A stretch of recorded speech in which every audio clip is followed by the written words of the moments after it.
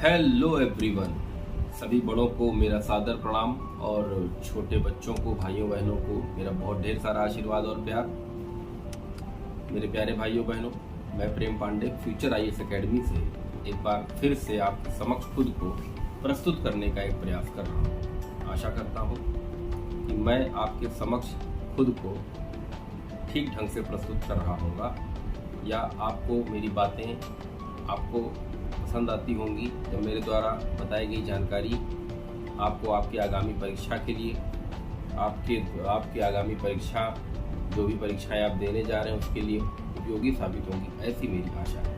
मेरे प्यारे भाइयों बहनों, हम लोग आज इधर उधर की बात ना करते हुए हमने कहा था कि मैं आपसे कैग से जेआई वगैरह आज डिस्कस करूँगा। तो मेरे प्यारे भाइयों बहनों बच्चों, समय को इधर उधर की बातें ना करते हुए हम लोग आज बात करेंगे महान्यायवादी, महाधिवक्ता, नियंत्रक, महालेखा परीक्षक इतने विषयों पर। तो शुरू करते हैं मेरे प्यारे भाइयों बहनों। तो इसको ध्यान सुनिएगा शॉर्टकट में कि भारतीय संविधान के तहत भारत के महान्यायवादी के पद का प्रावधान किया गया है। भारतीय संविधान के तहत भारत के महान्यायवादी पद का प्रावधान किया गया है। महान्यायवादी देश का सर्वोच्च विधि अधिकारी होता है। क्वेश्चन अगर पूछा जाए देश का सर्वोच्च विधि अधिकारी कौन है तो वो महान्यायवादी है। आर्टिकल 76(1) के अनुसार राष्ट्रपति उच्चतम न्यायालय का जो न्यायाधीश है उसकी बराबर जो योग्यता रखने वाले व्यक्ति को भारत का महान्यायवादी नियुक्त कर सकता है।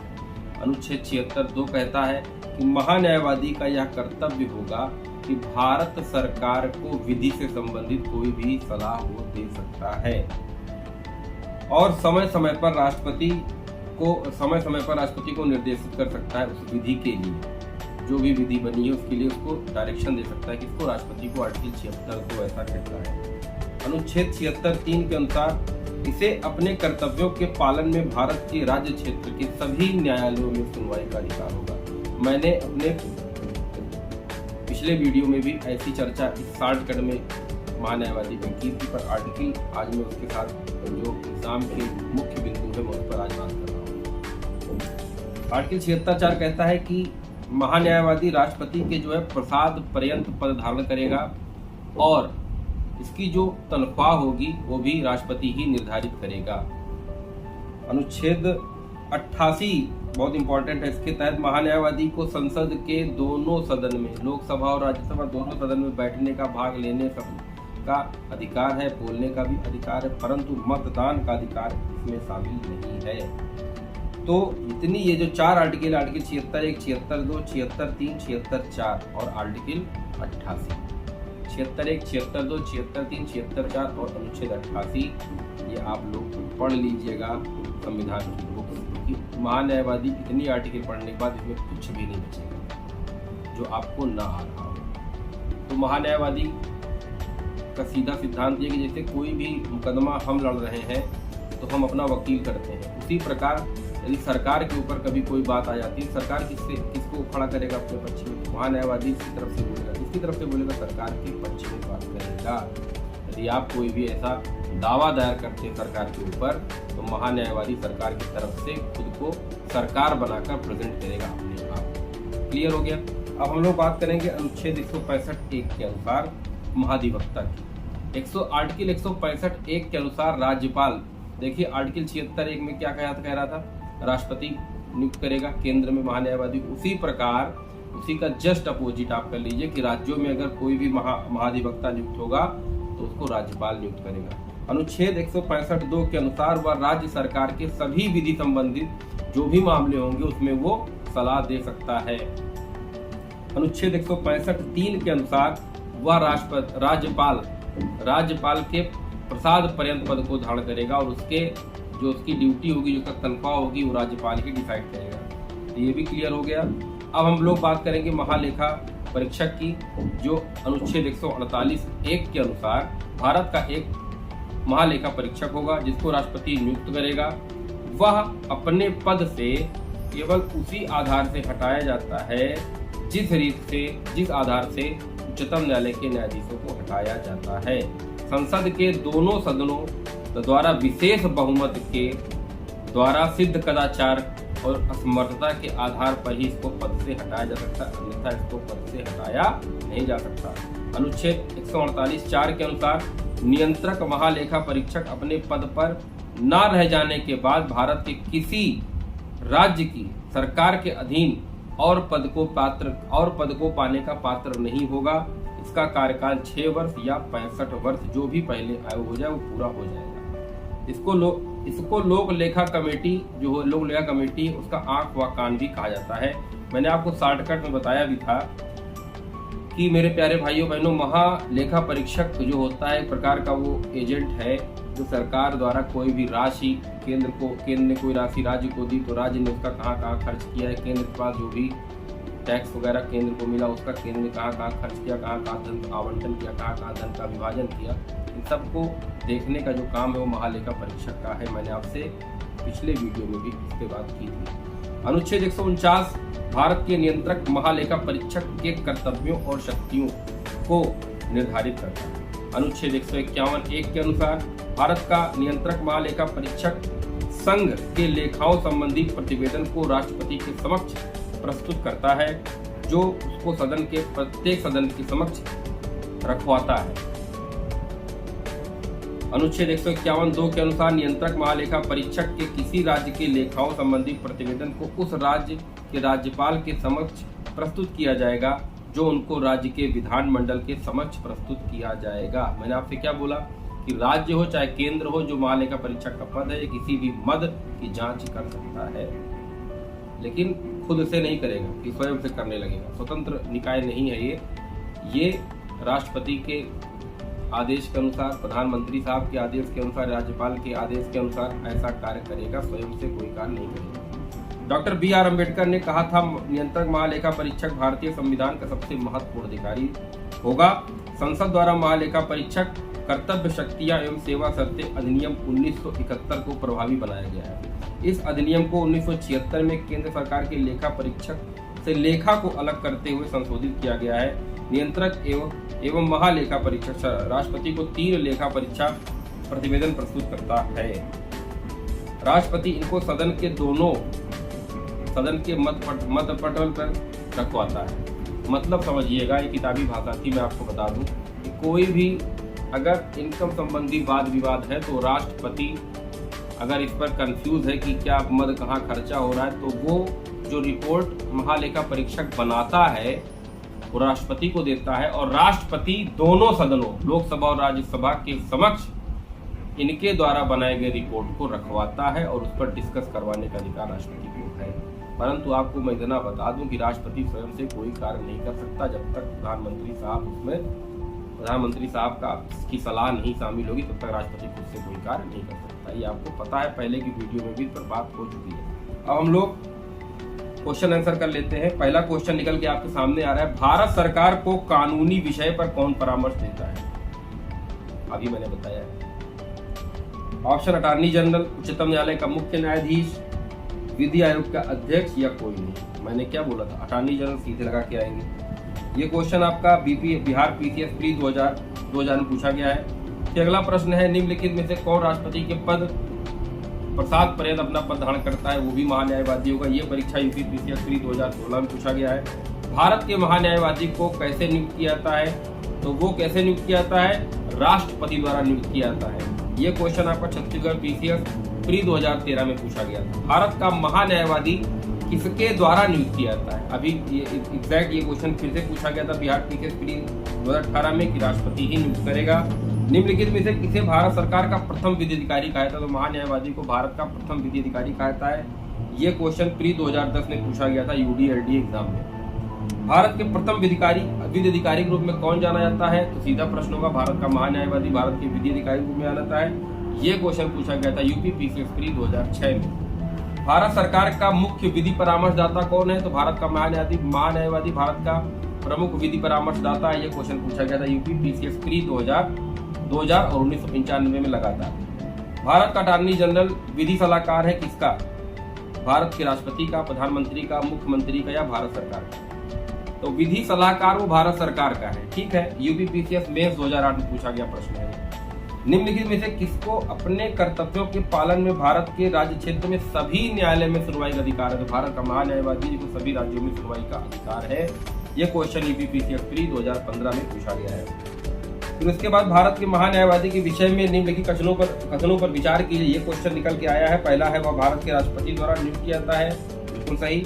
उसमें वही योग्यताएं होनी चाहिए जो सर्वोच्च न्यायालय के न्यायाधीश की होती हैं। बिल्कुल सही। तीसरा, उसे संसद के किसी भी एक सदन का सदस्य होना चाहिए। बिल्कुल गलत। चौथा, संसद द्वारा महाभियोग लगाकर उसे हटाया जा सकता है। तो इसमें महाभियोग के द्वारा महान्यायवादी को हटाया जा सकता है, ये बात गलत है। ऑप्शन 1 और 2 सही है। आईएएस की प्री परीक्षा 2000 में पूछा गया प्रश्न है। भारत के महान्यायवादी के संदर्भ में निम्नलिखित कथनों पर विचार कीजिए। राष्ट्रपति किसी ऐसे व्यक्ति की नियुक्ति करेगा जो उच्चतम न्यायालय के मुख्य न्यायाधीश के रूप में नियुक्ति के लिए अर्ह होगा या योग्य होगा। महान्यायवादी इतना पारिश्रमिक प्राप्त करेगा जो संसद अवधारित करे। गलत बात है। संसद अवधारित नहीं करता है। महान्यायवादी का जो पेंशन होता है, जो पैसा होता है, जो पारिश्रमिक होता है, वो राष्ट्रपति निर्धारित करता है। इसलिए ऑप्शन 1 सही है। यूपीपीसीएस प्री 2020 में पूछा गया प्रश्न है। फिर क्वेश्चन पूछा गया, भारत का महान्यायवादी विचार करने के लिए रखा गया प्रश्न है कि भारत का महान्यायवादी और भारत का सॉलिसिटर जनरल की सरकार के एकमात्र अधिकारी हैं जिन्हें भारत की संसद के बैठक में भाग लेने की अनुमति है। पहला। दूसरा, भारत के संविधान के अनुसार भारत का महान्यायवादी अपना त्याग पत्र दे देता है जब वह सरकार जिसने उसको नियुक्त किया इस्तीफा देती है। तो इसमें ना तो 1 सही है, ना ही 2 सही है। आईएएस की प्री परीक्षा 2022 में पूछा गया प्रश्न है। निम्नलिखित कथनों पर विचार कीजिएगा। पहला, लोकसभा महान्यायवादी लोकसभा की कार्यवाही में भाग ले सकता है। दूसरा, लोकसभा की किसी कमेटी का सदस्य हो सकता है। तीसरा, लोकसभा में बोल सकता है। चौथा, लोकसभा में मतदान कर सकता है। तो गलत है। चौथा कोई गलत, मतदान नहीं कर सकता है। पहला, कार्यवाही में भाग ले सकता है। जी बिल्कुल ले सकता है। लोकसभा की किसी कमेटी का सदस्य हो सकता है। बिल्कुल हो सकता है। लोकसभा में बोल सकता है। बिल्कुल बोल सकता है। लेकिन चौथा, मतदान नहीं कर सकता। मैं पहले भी ये चीज बता चुका हूँ। ये क्वेश्चन पूछा गया आईएएस प्री परीक्षा 2013 में। अगला प्रश्न है, निम्न में से किसे संसद की कार्यवाही में भाग लेने का अधिकार प्राप्त है? तो भारत के महान्यायवादी को संसद के कार्यवाही में भाग लेने का अधिकार है। ये उत्तराखंड पीसीएस प्री 2021 में पूछा गया प्रश्न है। निम्नलिखित में से किसे संसद को संबोधित करने का अधिकार है? तो महान्यायवादी को संसद को संबोधित करने का अधिकार है। ये क्वेश्चन यूपीपीसीएस प्री 2011 में पूछा गया है। पार्लियामेंट मतलब संसद के किसी सदन के सदस्य न होने पर भी सदन की बैठक में कौन भाग ले सकता है? तो महान्यायवादी ले सकता है। ये क्वेश्चन पूछा गया है छत्तीसगढ़ पीसीएस प्री 2023 में। निम्नलिखित में से किसे संसद के दोनों सदनों में बोलने, अन्य कार्यवाही में सम्मिलित होने एवं किसी भी संसदीय कमेटी का सदस्य होने का अधिकार है? तो भारत का महान्यायवादी एक ऐसा पद है जो कहीं भी भाग ले सकता है, किसी भी में बोल भी सकता है और किसी कमेटी का सदस्य भी हो सकता है, परंतु मतदान नहीं कर सकता है। ये पूछा गया था यूपीपीसीएस में 2003 में। भारत सरकार का कौन सा अधिकारी सदस्य न होते हुए भारतीय संसद की कार्यवाही में भाग ले सकता है?